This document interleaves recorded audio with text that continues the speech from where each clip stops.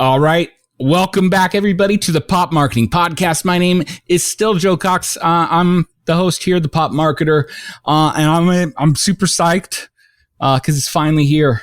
It's been a extremely long time coming. Today we talk about the toy industry and everything vinyl, plastic, and even virtual, while we also get to zoom in on another adjacent topic, that of creative IP and licensing and all the fun plumbing of the nostalgia-driven love of toys and stuff that we have. The pop culture gods have been kind by bestowing upon us the Prince of Darkness when it comes to the modern adult toy industry. That adult toy industry sounds sexy. Illustrator and toy designer Kyle Wlodyga, who currently is one of the insanely talented designers working at Super7, which is a premier pop culture design house and producer of lifestyle-oriented collectibles, otherwise known as toys for us, and other shit too. Like, there's a whole bunch of other stuff you guys make. I will probably spend too much in the t-shirt section that have been dishing out insane collectibles and nostalgia enhanced figures for the last 20 years. It's not something that has, I think I probably found Super 7 6 or 7 years ago, at most. So I was surprised to me how long been around. So Kyle, welcome to the Pop Marketing Podcast. How are you doing, man? Good, man. Thanks for having me, Joe. I'm excited to be here, excited to talk toys. It's one of my favorite things to do. So, yeah, I'm sure you don't do it much. That's why I keep coming back. Yeah. So I always start with this, and this will be, I think, very important to the conversation, which is origin story. Because, I have a lot of young people that are maybe either getting into the marketing world or like me getting into it because it's the most adjacent thing to the things they love that's accessible to them, being a kid from the Midwest, right? Being accessible towards those things I love. Yeah. So what's your origin story? How did you get to where the spot is that you currently are? Oh man, I have a long and a short version, but either. We'll see what happens. Well, let's see.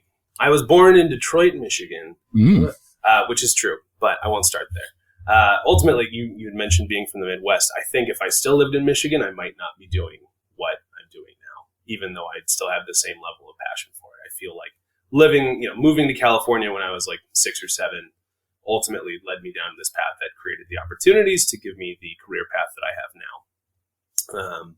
But origin story wise, I'm very closely tied to your previous guest, Daniel Adolph, who introduced us and great guy all around. I don't know if he told you anything at all about that. Okay, so here's the fun part. Please. So in high school, I played what's known as water polo. It's a very coastal sport. It's a lot like wrestling and kind of football, but with in the Midwest. In the water. The wrestling is Midwest version of water polo. Okay. A little bit, but water polo is pretty physically it's you're beating people up underneath the water, right? Oh yeah, anything underneath the water that the ref can't see, nobody cares. I've heard of this. Yeah, it's pretty gnarly. Yeah. But so I played that in high school, and one day we got a new coach, and this dude shows up. He's in a cowboy hat and he has cowboy boots on. He's wearing a T-shirt that says "Speak Friend and Enter," and he has an X-Wing belt buckle on. And I was like, man, this guy's either going to be my best friend or my worst enemy here. And I was like, hey man, what's your name? I'm Kyle. He goes, I'm Daniel. It was Daniel Adolph. Daniel Adolph was my water polo coach in high school. And, we had a normal coach-student relationship, but we talked pretty on and off about nerd and toy stuff a lot. And then I never saw him again because it was high school. Cut to, I'm 22. It's kind of close towards the end of college, and I'm working at a pool as a lifeguard because that's what you do when you live in a coastal state. 100%. And one of my coworkers was like, "Oh, you want to go to lunch with me? My boyfriend's going to meet with me." I was like, "Yeah, whatever, sure." I hadn't made any plans, and I go, and her boyfriend meets us there, and guess who it is? It's Daniel. God, see, it's fate is And we're like, oh shit, it's Daniel.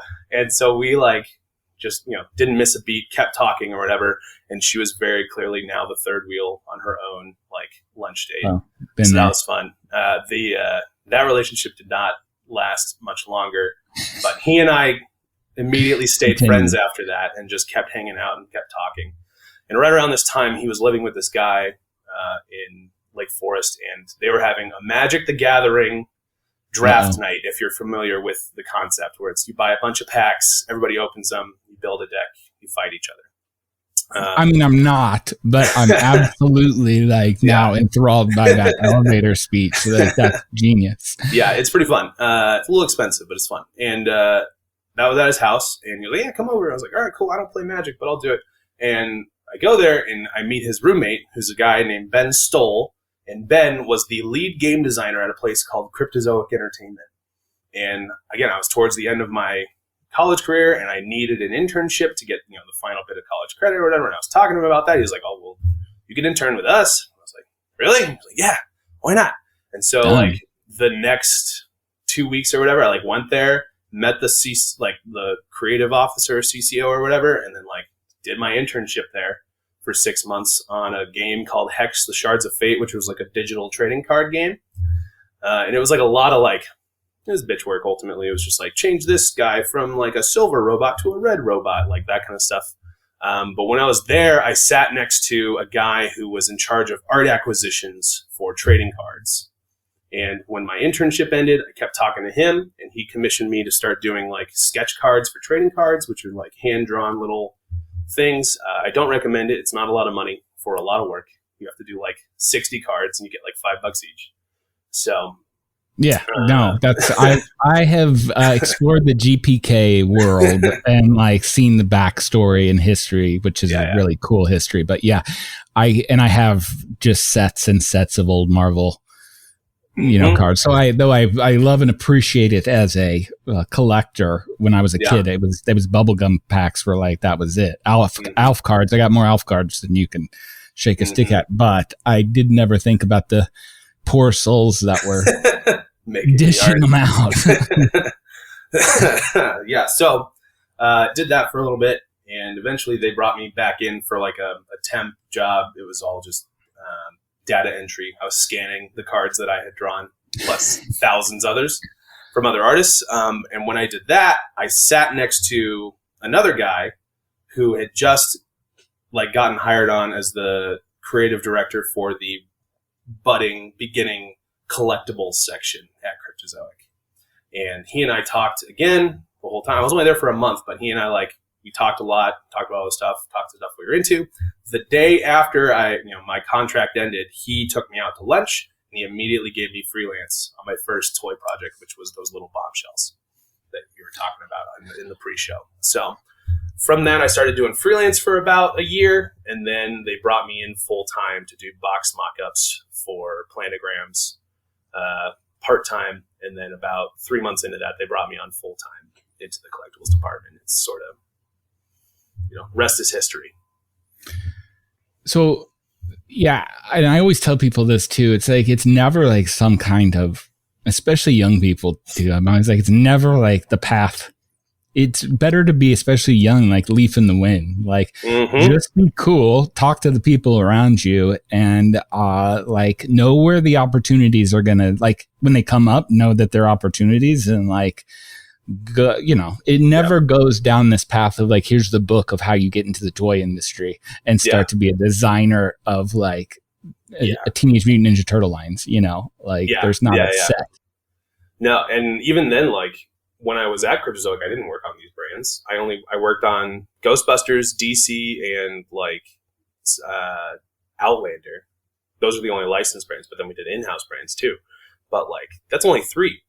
When I ultimately left Cryptozoic, I got into Super7 by applying. But even then, it was part of the importance of network. This guy who was an action figure website reviewer, he and I got close, and he knew I was looking for a job. And then he messaged me on Instagram and was like, "Hey man, did you know that Super7's looking for a designer? You should apply." I was like, "Oh, cool. Do you know them?" He's like, "Yeah, I do." So like, let me make an intro. Yeah, apply, and then I'll tell them that you liked it. And so after that, it was like, yeah, I interviewed at DesignerCon 2018, and I started in February of 2019. So I've been at Super7 for almost a little over 4 years. It'll be 5 years in March of 24. And in that 4 to 5 years, how many lines have you worked? Like, how many lines of toys and action figures and stuff have you like been a part of? Man, would you believe me if I said I've lost track? Yeah, no, I wouldn't. No, but I mean, just looking at your list online, it's nuts. Yeah, so I've worked on like Ultimates, which is one brand. I've worked on Super Cyborgs, which is another. I've done a lot of reaction stuff. First 2 years was almost all reaction. I'll have to send you a picture of it later, but I have a case behind me here. You can kind of see this thing here. Yeah. That the whole case is filled with reaction figures that I only put figures in there that I've worked on. And I did a rough estimate. There's probably 300 in there at some point. Nuts.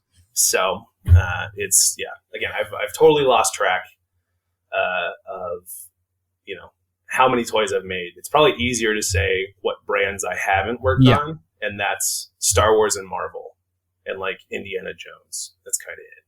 So, well, Indy's good. I mean, Indy this weekend, so we'll see like if it has anything left in it. I used to think Indy was like as big, if not bigger than anything, like back in the day. It probably was at one point. So. But it just is like, I guess it rested too much on the shoulders of one dude versus a different world. But. Maybe. We're not here to talk shit on Indiana Jones. That was just like Godzilla, Toho, Transformers, He-Man, Thundercats, it's probably, again, you name it, I've probably done something with it. So it's kind of. So that's where kind of the people listening to the podcast, especially like brand marketers and different people, we've probably said a lot of shit that like they might not they might not even know this kind of world exists, even though it's been around for quite a long time. Like, let's start with Super7. Let's start with Super7. Mm-hmm. Tell us about like the business and like what is Super7 and what does the company do, and then what part do you play inside? Sure. I mean, you kind of nailed, like mentioned it earlier, but we're kind of just a big design house. We all love toys. We're primarily a toy company. We do other things, like you mentioned. We do shirts. We do glassware. When we do pop-up shops at like Comic-Con, we collab with Saucony on shoes. Like that's what I'm saying. We kind of do a little bit of everything, but toys is really like what keeps the lights on, of course. And that all kind of stemmed from one guy's passion. Brian Flynn, our wonderful leader and founder, was a huge Japanese vinyl collector in kind of the 90s. And when he was buying them, like they were garbage. You could buy them for super cheap. No one cared. Like, you want to buy this? He's like, yeah, dude, it's so cool. And, he was always passionate about that. He was a designer at Nike before. Ultimately, so like Super7 was his like passion project, where he originally started as a magazine that listed out, it was basically just like a collector magazine for Japanese vinyls for Americans. And I think there's like 10 issues or something like that, but it spiraled into like, oh, there's a whole community of people out here. Oh, now these companies that we buy stuff from want to make a toy with us and collab, and like, it starts to build momentum a little bit, and then became like, what do we want to make? What do we want to make that like never came out? And so that the very first reaction figures, which reaction figures are like the 3 3/4 inch vintage Kenner style figures, the kind of Star Wars figures that you play with. We would know them as the Star Wars figures, like the posability of them. They're not the G.I. Joe articulated kind of stuff. It's more like literally. Yep. Exactly. And he remembered, Kenner solicited in a magazine a long, long time ago Alien figures, like with the Xenomorph and the whole crew and all this stuff, and they just never came out. But that tooling existed somewhere, and so it was like his, one of his dream projects to like go find that and make it happen. And so he did. He like bought the tooling, and like they got to release that, and that was the first reaction figures ever. And that that blew up, and then that Funko noticed them after that, and so Funko started collaborating with them on reaction figures. So like the first kind of real waves of reaction figures you'll see, they're pretty old now, but it's like a Super 7 and Funko collaboration, and that's Big Trouble in Little China, Terminator, Pulp Fiction. Like there was a lot of those kind of like retro-ish IPs, mostly movies, that applied to that, and then eventually that partnership kind of just went the way of the dodo a little bit, but Super 7 somehow kept reaction. I was not there for this part. I'm ad-libbing a little bit because I wasn't around for these parts. Thank you. And things just kept going, and again they were like, okay, what's the next brand that like can really help us? And at that point, He-Man Masters of the Universe was kind of all but dead, especially after the like 2000 show didn't go super well, and Mattel wasn't really making anything anymore. Especially because like Mattel did like a Matty collector like version of a lot of these figures, and then eventually that went away. But then Super 7 was like, oh, we'll get the license, and then we'll just continue that work because they loved that format and that style of figure. And so they took over after Mattel, and then they like finished out the rest of the line. They did all the characters in that same style, and then they started getting into like animated versions of all of them and stuff. And eventually that also went away because ultimately Mattel was like, oh, cool, like you made this brand awesome again. Thanks, we'll take that back. Thank you. Yeah. And that's not a knock on Mattel. That's business. That's how it goes. That's business. Yeah. And then also now the Amazon, all the resurgence of everything, but mostly due to a lot of nostalgic figure wanting more stuff, bigger stuff. Yeah. But again, those He-Man opportunities, opened up doors for future other licenses and stuff like that, and started really kind of built the growth of the company, and that's kind of where I stepped in. One of the first waves of figures I ever worked on was the very last wave of what they called Club Grayskull, which was like a mail-in order. You get a wave of 6 figures if you give us these things, and so I got to work on those. And that was like Stratos, Roboto, Shadow Weaver, like those kinds of Motu characters. And then I got to work on, because my timing was good, I got to work on Snake Mountain, which was the like huge play set, the house that Skeletor lives in and stuff. So I don't have any room for that, but I have the Bone Throne here. That's like my one. So like if people don't know, and this is another thing too, like I see in a lot of brands, and I've worked with a lot of brands, and I know it's going to be a weird kind of connection, but so one brand I worked on is Wingstop, right? You might be familiar with the wing place, right? Like, and I remember asking them, I'm like, so you're like Atomic Wings. How many do you what do you sell?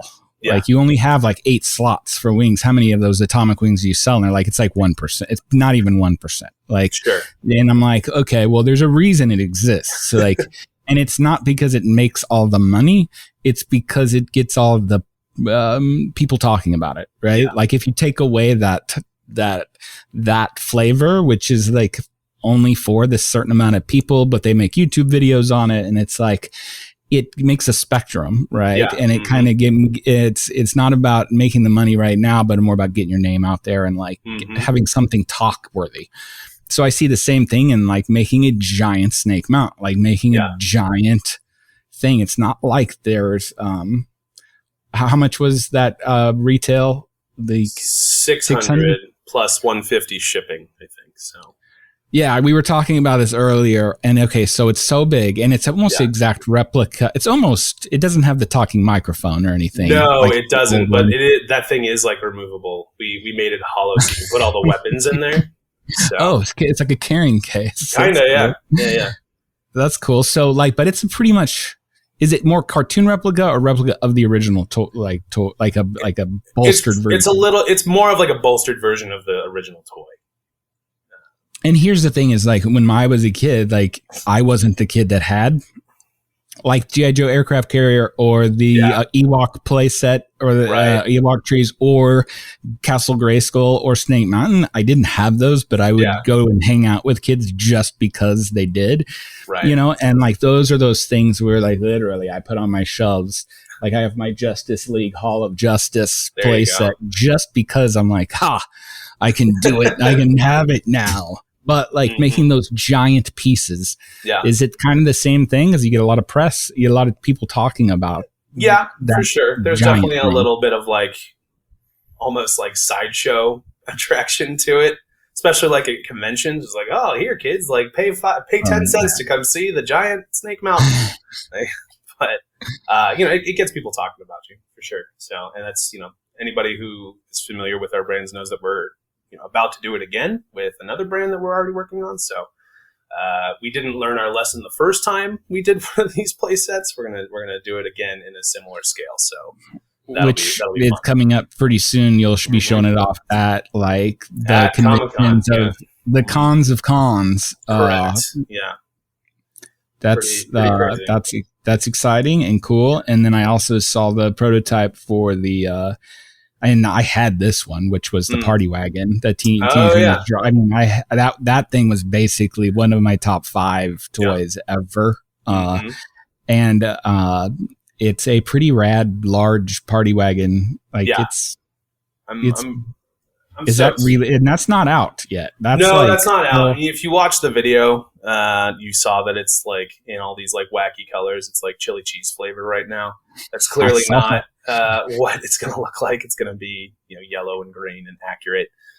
That's what we call a test shot, and that's usually like they use whatever plastic the factory uses, whatever plastic they have around, and just tests that the molds work. And they usually do. Each mold is a different color, which is how you get kind of like all those wacky colors and stuff. And so, but if you pay attention to a test shot, you can kind of see what parts are molded together, like in the factory and all that fun stuff. Also, if it's a different shade of pink or whatever, you can be like, oh, that's a different mold. Like that is a different piece. That's not on the main piece of Correct. like, how it's kind of put together. You can tell how many molds, how many cavities, that kind of stuff.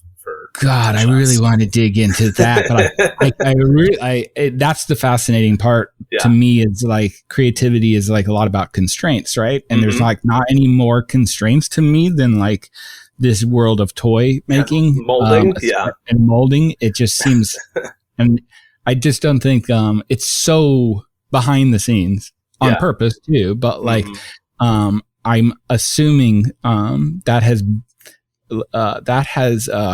kind of edged your knowledge in the world of what is possible and what is not possible in I would say the world of making toys. Yeah, definitely, because you have to think about how it's going to fit in a mold, how it's going to draft, and like, okay, well, basically think about it this way: each mold is like $6,000 to $7,000 depending on the size, and if you need to, and that just becomes exponentially bigger and larger, right?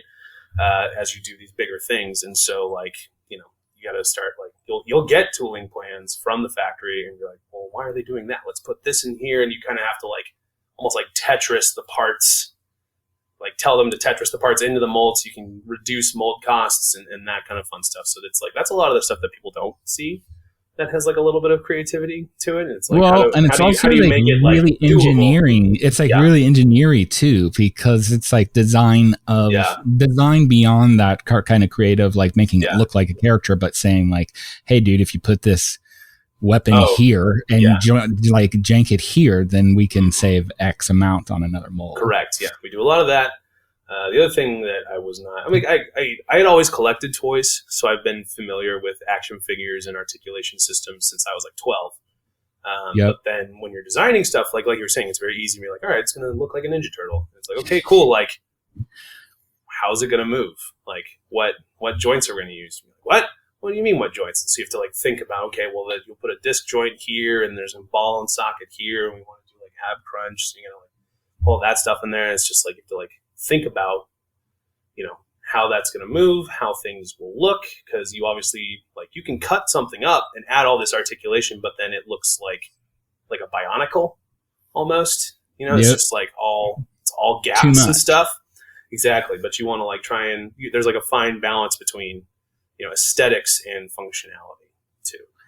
So I'm going to go into like, where do you think, because I don't know. I know where I came into the picture of it, and it's probably like, and I'm thinking more the toy industry finally figuring out that like adults, it's like Cartoon Network stories, very similar, like Adult Swim. Whenever they finally they got a bunch of, somebody threw together Space Ghost with a bunch of cuts from an old show, and then finally figured out like, holy crap, like adults want to watch cartoons and anime, and that was like a duh, but somebody had to figure that out and built an entire industry now on it, and that's like 20 years old. So when I first saw it, it's like McFarlane toys, right? Like, so I'm an old Marvel kid, and whenever I didn't even know what writers were, like I wanted it to be like, I had Will Eisner book of sequential art, and like I would go and get my ass kicked at local conventions, saying like, what are you doing, kid? Like, this is awful. And but McFarlane was like Spider-Man and Spawn, and he had come out. He was a pretty shrewd businessman, still is, and he'd come out with these toys that looked nothing like any toys that people had seen before, right? That were doing the crazy things with Spawn that were very Venom-esque, with the cape and everything, and making them more artistic, not really super playable, but that was where I first started to come in and seeing this kind of go in. And then Funko Pop has its kind of place into that world too. But where do you see like things, where did this start to kind of the industry start growing? I mean, I think we all owe McFarlane a lot in terms of that, because like toys had never looked like that before. People hadn't considered toys could look like that until stuff like that started coming out.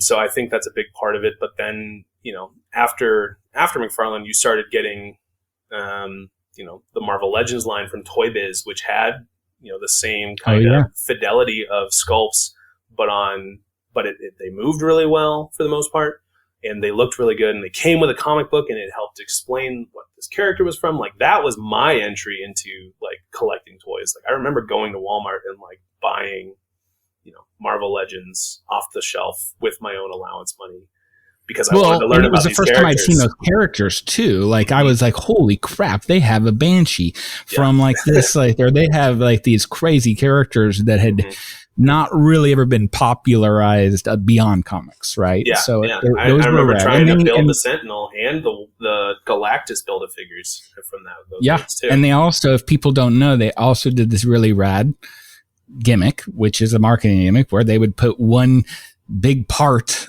of of like a hand of another build up character, kind of like a Voltron-esque thing, to where if you collected all that in the series, they would make another character out of.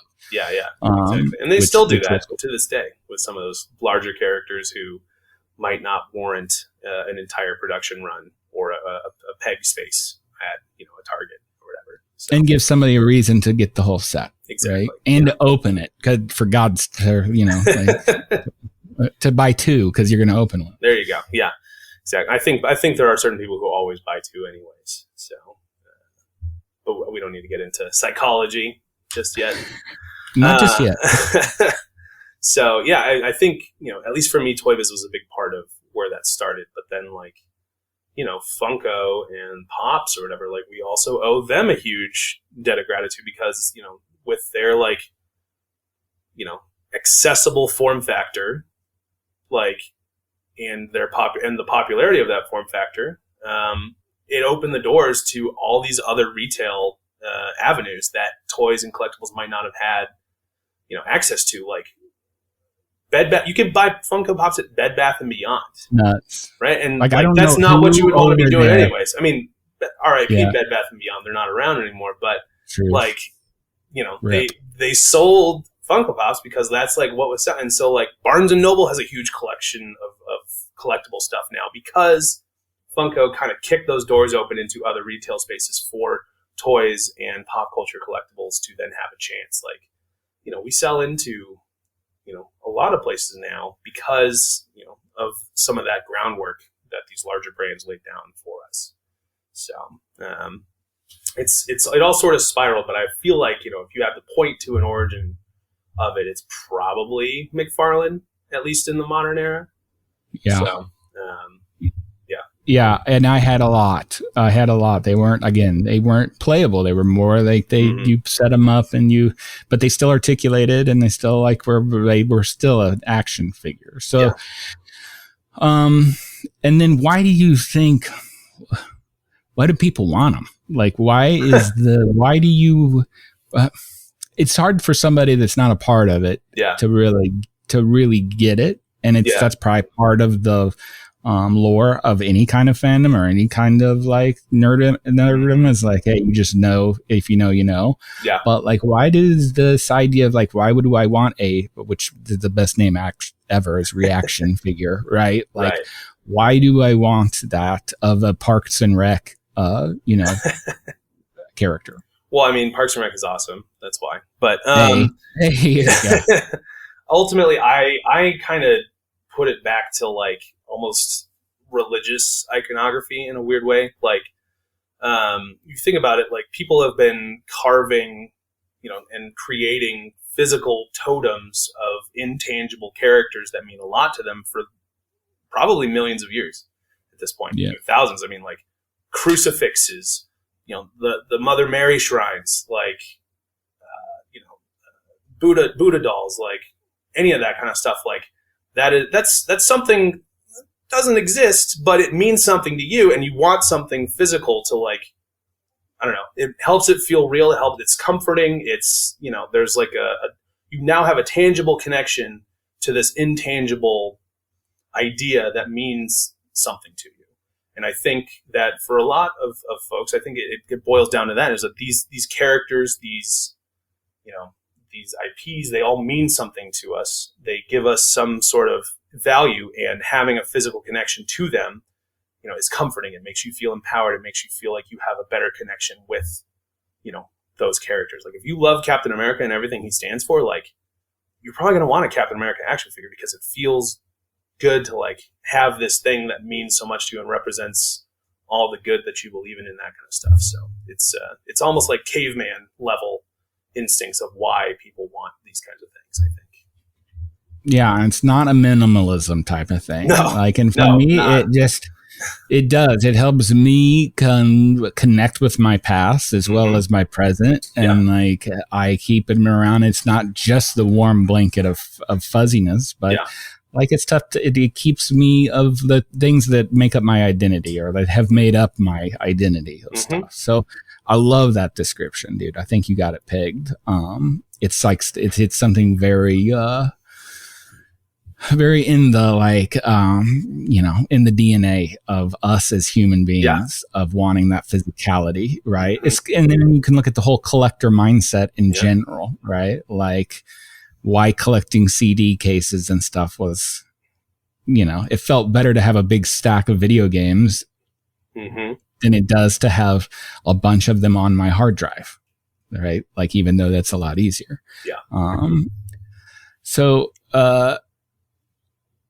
And I think this is another thing that people don't really get is like the crossover kind of craziness, right? Like we've talked a lot about like Thundercats and superheroes and sure. And then like Teenage Mutant Ninja Turtles and like kind of redoing or like plussing up those or making them exactly like they were, like exact replicas of like what they were. So we remember them straight up from the artwork on the box and shit like that.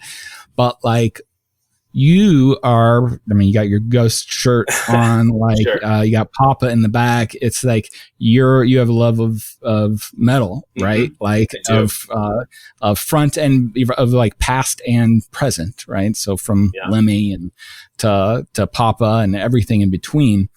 And there's a big toy lines devoted towards metal. And characters on that. And then I said Parks and Rec.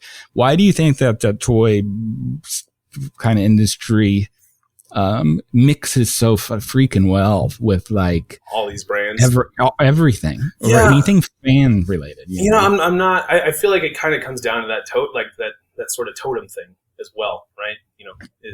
Like anything you love or like identify with, you want to hold it. Exactly. If you have this collecting disease like we do, like you're always looking for, it's kind of like, what's that next thing that I can collect? Because once you get a complete collection, it's great, but it's also over, right? And so you start thinking about like, oh, wouldn't it be awesome? Like I love King Diamond. Like, wouldn't it be cool if there was like a posable action figure of King Diamond?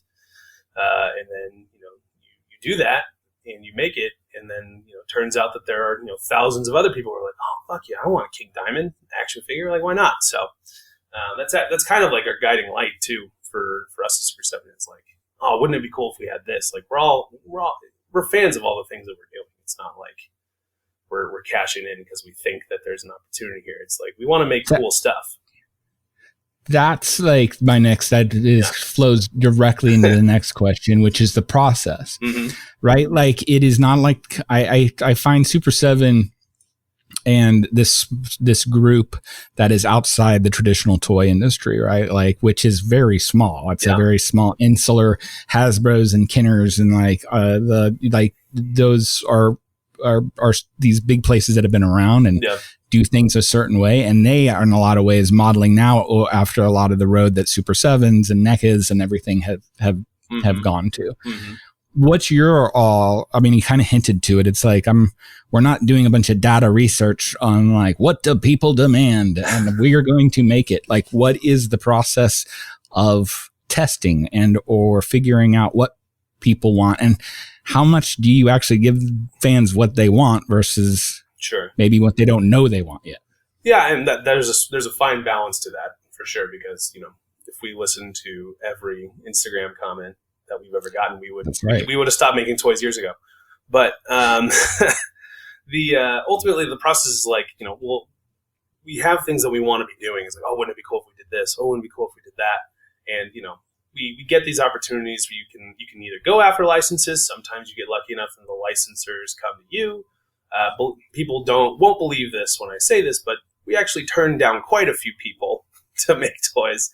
Everyone thinks that we just take whatever, but there's a lot of opportunities where like, that might not be for us. There's a lot out there. People don't quite take, but you have to curate. Yeah, for sure. But when we get to those brands that we have, like, it's like, okay, well, like, let's sit down in a room, like, with the people on staff who are fans of this stuff. And like, what are the things that you want to see? A lot of it also is dictated by like what kind of licensing lanes we can like fit into, because there is such a saturation.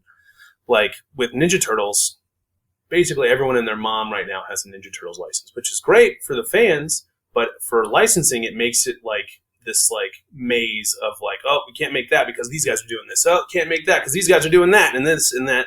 And then you eventually find your lane and your spot, right? After you've like woven through the tapestry that is Ninja Turtles. And then once you have that, then you start to think about, okay, what can we do? What characters do we want to see? What should it look like? That kind of stuff. And like one of the things that I really like about Super7 is that they really rely on the expertise of the people in house for like, kind of that guiding light. Like, I love Ghost. And so more or less, like, they just say like, Kyle, what Ghost thing should we make next? And then they just kind of listen. So that makes it easier. But then, there's a guy who loves hip hop, absolutely loves hip hop. And so we talked to him. His name's Dennis. It's like, Dennis, what hip hop thing should we be making? Oh, we should make MF Doom. That'd be awesome. And we do. And then and it released this week and it sold out in 12 minutes. So like that, usually trusting our guts and our own fandom usually works out, because there's, I don't know, as unique and individual, butterflies, snowflakes, whatever insulting term you want to use, as we all are, there's also a lot of people who think similarly in those fandoms. So it usually works out. If you make the thing that you want to see on your shelf, there's other people who also want that. So yeah, and it's like tapping into, and I just finished an interview with somebody that worked on a lot of sci-fi fandom stuff, right? And Jenny was like, her number one thing was exactly what you just said. It's like, find the person that works at your job that is tuned in. Yeah. Like, and if they're tuned in, like, chances are, even if that's not their favorite character or something, they'll be very tuned in on like, what is going to be extremely marketable towards the people that are inside that world. Even if they don't like it, they'll be like, well, everybody else likes it. I don't really care about it. This will go crazy. People are like, if lose you put that character, they'll lose their mind. Mm-hmm. Exactly. Yeah. No, it's tended to work out because I even if I wasn't working in this industry on these things, I'd probably be buying the stuff anyways. So it's easy to trust my own gut only because like I am the customer. Yeah. In a weird way. It's like, Obi-Wan, like, of course I know him. He's me. Yeah, I would want this. Yeah, exactly.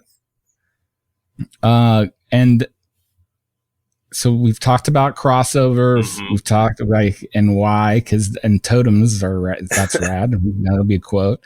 Let's talk about some things that, and I told you, like, this audience isn't as much as a collectible audience, sure, as it's a marketing audience, right? It's my first business podcast. I'll tell you that much. So it's great, and I've mine too.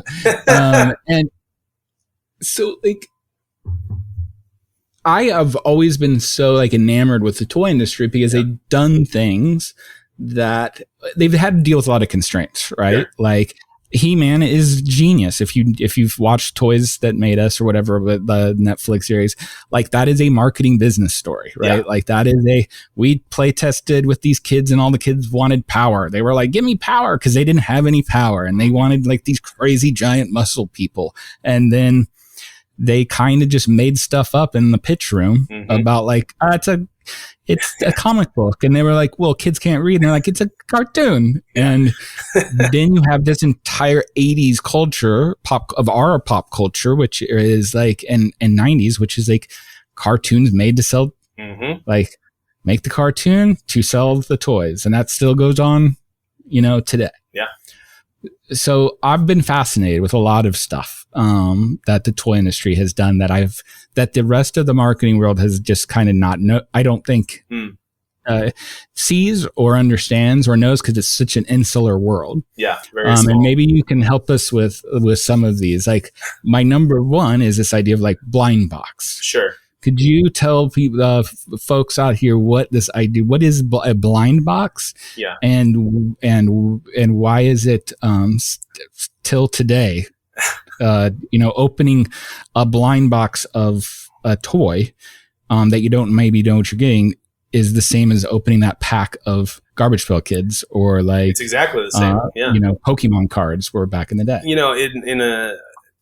Ultimately, define blind box. It's basically a toy inside of a packaging, no window, no anything.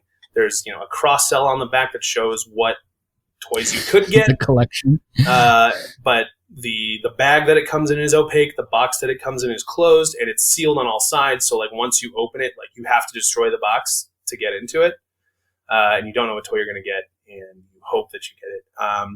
Same with like the packs of cards and all that stuff. You don't know what's going to be in there. It's, you have an idea of the assortment, but you don't know which cards are going to be in there.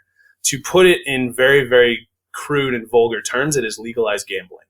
So basically it's just like, I need another one. I didn't get the one that I wanted, and do this. And man, having done like 3 or 4 series of blind boxes, actually I've done more than that now because Super7 did some too. Like the rate, because you get to dictate the ratios on figures, because like there's what's referred to as like chase figures. Can make the slots loose, like you can make this, like you can got it. So the like what's referred to as like the chase figure, for those who don't know, it's like it's like there's one of those in every case of 15 or 12 or whatever. We used to like do the math and like give the factories like the assortments in each like PDQ that you want. PDQ is product display quantity. It's the box that like you put on the shelf to like get people to buy it. And it's like, I don't know, in hindsight, I was probably a little mean. I like made one chase figure like 1 in 144 chance, which is like too much. Nuts. That's a lot, because I was like, no, we got to sell these boxes. Like that's. In hindsight, I would have made it a little bit easier, because make a lot of happy people that can resell that for exorbitant amount. Sure. Yeah. So like Kripkins, there's a couple of them that are 1 in 144. But because I made them, and then you can loosen those up. So there's another interesting piece too, is like a collectors, of completists versus. I've never been a completist. Yeah. I am a like get kind of my favorites. I like everything. Yeah. So it's like I'll take my Geordie Forge over here, and I'll take my whatever means something to me personally on something, and then I'm good. Yeah. But then you also have a group of collectors that are like, once they have one, it's like it is a game to get everything. It's definitely you see that in the community. It's definitely the thrill of the hunt, and it's I would guess that it's probably like 25% of people are those completionists. And then the rest of them are dabblers or whatever. Like, oh, I'll pick this up. This is cute. Or I'll wait for it to go on sale and then I'll see what I get. I don't need to like have it. And it's usually like, if it's like a licensed property, it's usually like people who are like, I only collect Street Fighter things, so I'm going to get all of these. But when you're working with like, in-house IP that you're trying to like get off the ground, it's like, it's probably even less so. It's probably like 10% of people want to complete the whole thing. And then everybody else is like, oh yeah, this is cool. I'll pick up one or two. Well, it's interesting that it's kind of the same in gaming or any other thing. If you have hardcore, which kind of which you have to pay attention to, because they're your heart and soul, right? But they might not make up the largest part of your profit. But definitely not, especially not even in the toy industry.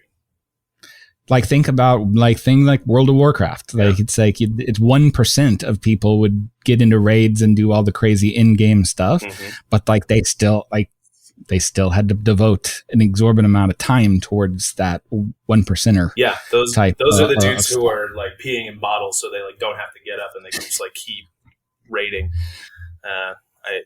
And active in the forums. Yeah, exactly. Well. The most passionate minority in your forums and stuff. When in making toys in Super 7 too, how much goes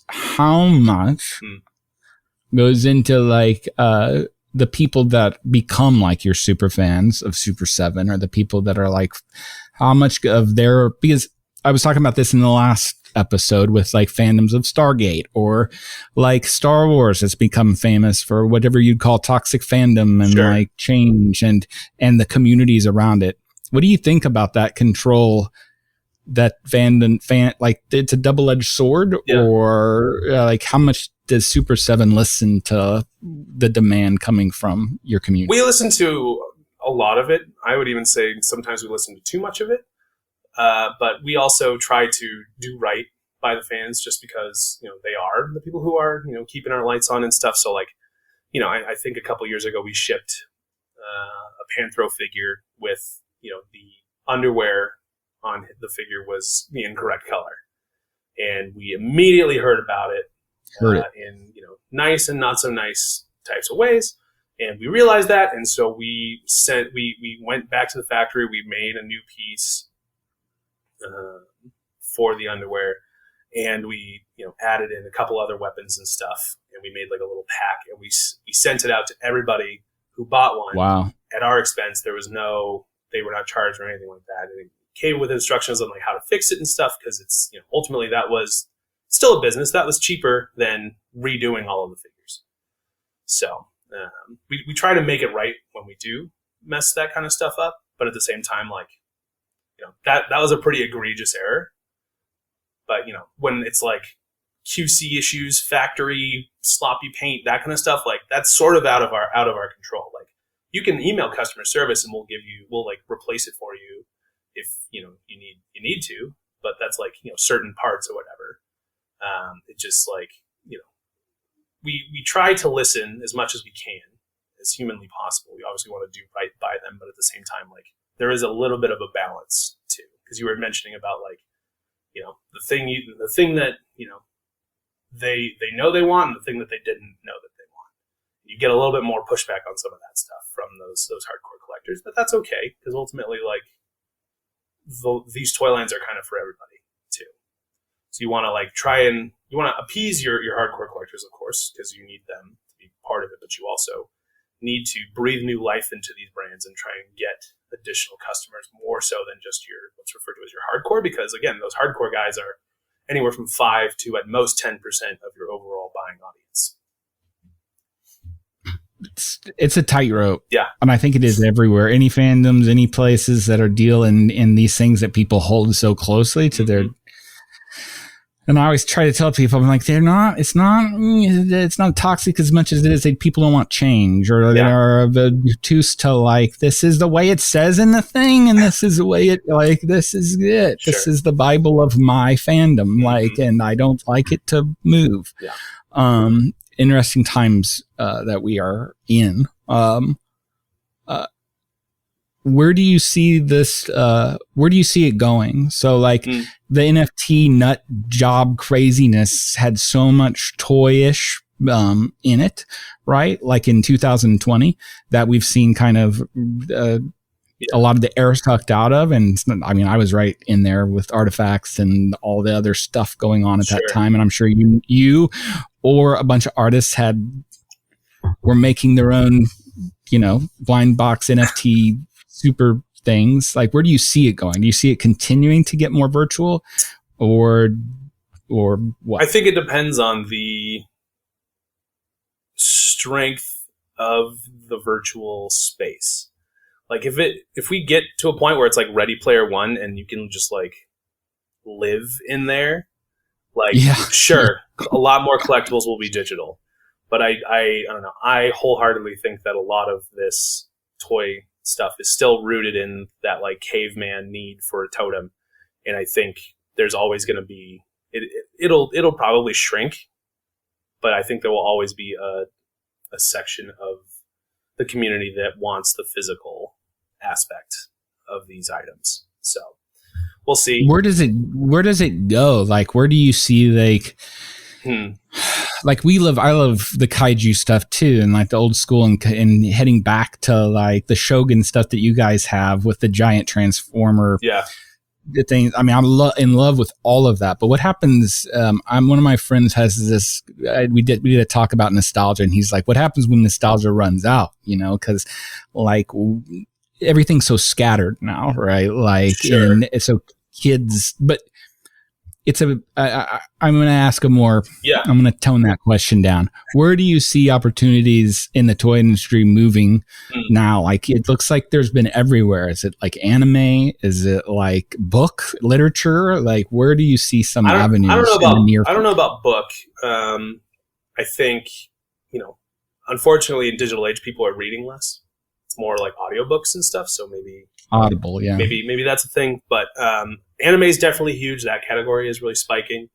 I think ultimately, though, like on your nostalgia note, I don't think nostalgia runs out. I think the magnifying glass of nostalgia moves along the timeline, right?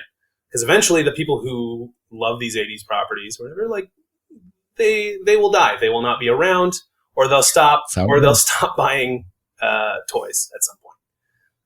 It just that's part of the nature of it. But that doesn't mean that there's not all of these incredible IPs and brands that were in the 90s and even in the early 2000s and stuff that are now, becoming ripe for that, that market, because, as the consumers, either age out of toys or, age out of life, there's a new, it's how life works. There's a new generation of people who had IPs that they were, attached to as children, and then eventually they now have disposable income and are perhaps beaten down by the world and the reality of all that comes with it, and they need those nostalgic totems for a little bit of serotonin and joy, and that is where that now there's we're going to start seeing like Power Rangers is pretty big now, and that didn't start until 1993 exactly. Yeah. You'll probably start to see a lot of stuff of like Cartoon Network, like Dexter's Laboratory, Johnny Bravo, Powerpuff Girls. Like, there's already some of that stuff, but I think it's going to start to like really ramp up. SpongeBob's probably going to come back in a big bad way. And then you get into like early 2000s stuff, like Cartoon Network, like all these other things, movies from around that time too. It just depends.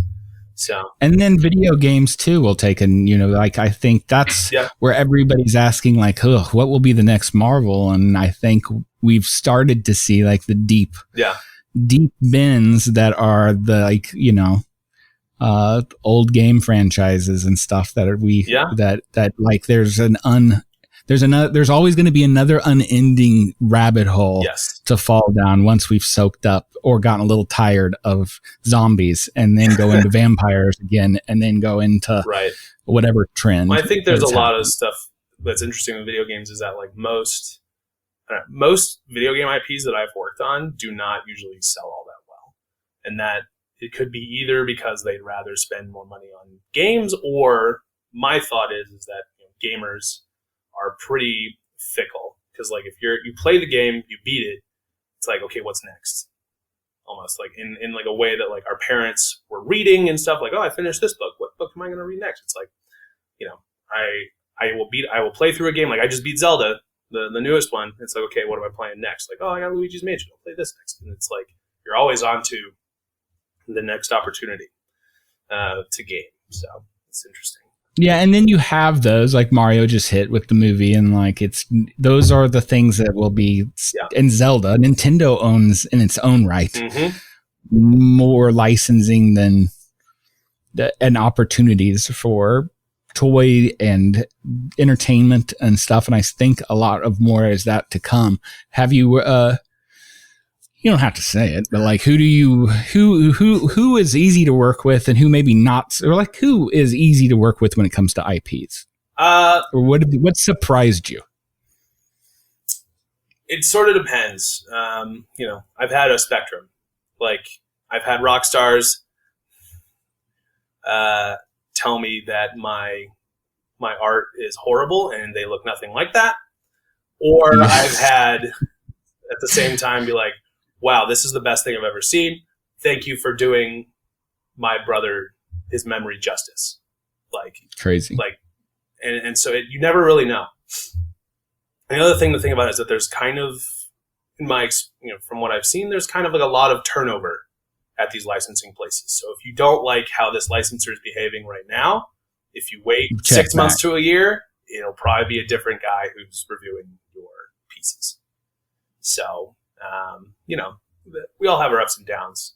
It's business. So, and licensing is just, I think that's another question marketers ask all the time from me is, how do I get rights? What do these things do? And I assume there are people that is their job at Super7 is to hunt down and make relationships and find out how to make it how to be able to get a license, which a license, for those that maybe don't know the world of IP and licensing, for like a Teenage Mutant Ninja Turtles, like what do? You'd call somebody that has those. Yeah. Right. Yeah. And usually call Nickelodeon, who owns the Ninja Turtles.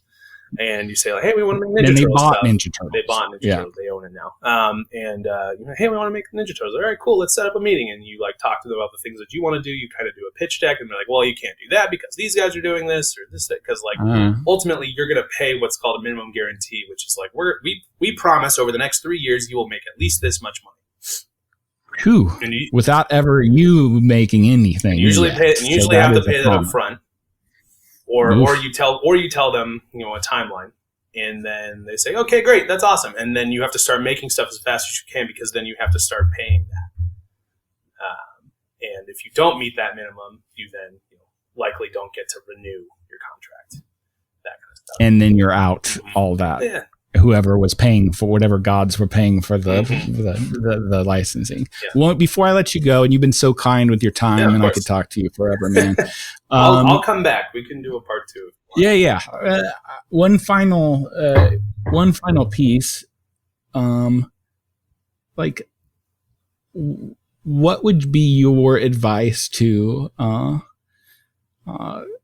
people that want to make that want to get into the world of the thing that they love, or the thing that they've wanted to do since they were a kid, or anything like that? What is the piece of advice that you would give somebody that you've learned through your career to this point? Man, I would ultimately just say, like, find the people who will help support that dream and really rely heavily on them. It's no secret that I feel like I owe Daniel like a big debt of gratitude for this job that I have, but at the same time, like, he merely presented the opportunities. Like you were saying earlier, you have to know that they're an opportunity and walk through that door too. So, like you were saying earlier, I think, flexibility, the ability, early in your career, you're trying to get into it, like, don't really say no.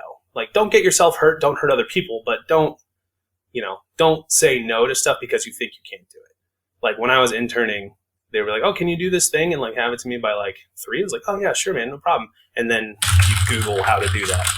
And you don't like ask questions. You figure it out. Cause that's the other thing is like, I've sort of always had, and more recently I've started thinking like this. I've had this attitude of like, bigger idiots than me have figured this out. I can probably do this too. So, I would say that, there are bigger idiots who work in the industry that you want to work in, so you can probably do it too. And also, that's the whole reason I have my own business. Like, that's the only reason that keeps me going. Yeah. It's like, if that schmo can do it, exactly. Like, then yeah. come I was on, going to say, I think we've probably worked for a couple of those bigger idiots. Yeah. Yeah. And you're like, oh, I'm just going to make my own thing. Dude, Kyle, so awesome to have you on. I've been waiting a long time to be able to kind of dip into the toy world. So my ecstaticism and like nerdery, hopefully shown through it enough to be able to get marketers to understand a little bit more. But it's nice to be able to kind of scratch into that world, especially with you, who is insanely talented, man. Like, I can't wait to like see what's next, and I'll be following along. And I can't tell you how thankful I am for you coming on to kind of introduce my audience and myself to the cool shit that you make, man. And I know, there's a lot of it's not a 9-to-5, I assume. Like, there's a lot of passion in like bringing Gorilla to life. Yeah. So it's sort of all consuming in a way. I mean, here I am talking to you on a Friday morning. So it's and it's like, to me, I'm like, this is no better time spent. Yeah, exactly. That is part of it too, though. It's like I like doing this stuff, so it ultimately doesn't feel like work. There are parts of it that feel like a job, but I'd rather not be doing anything else. So. Well, good luck putting together the giant piece of resin at Comic-Con. Thank you. And thanks a ton for being on the show. Where can people find out more about you? Sure. I am Wlodyga Dude on Instagram. It's my last name plus dude. Good luck with that. My website is wlodyga.com. Also, again, good luck spelling that.